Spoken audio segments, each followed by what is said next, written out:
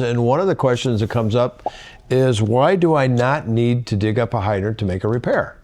Well, actually, you don't need to dig up any of the Merrill yard hydrants. None of them. They're all designed and built the same way to provide the purpose that they're completely serviceable without digging the hydrant up. So the question, of course, was, how do I do it? Well, basically, to do it, to replace the plunger, where here's a plunger for an anti-flow, here's a plunger for C1000 models and some other models that we have that are very similar. To replace the plunger, obviously, you can see the plungers down here in the bottom in the valve body. The idea is they're all designed the same way. You put a wrench here in the pipe, you put a wrench on the head casting, and you unscrew the head casting off the pipe. Of course, before you do that, of course, you got to shut the water line off because you don't want a fountain spraying on you when you're trying to take it apart. So anyway, you shut the water line off, check it to make sure that the water's not flowing, or you let all the pressure off the system, off the line, and when it stops flowing, then okay, now you can go and unscrew the tube, pull the insides out, pull the rod up inside, unscrew the plunger off of the rod,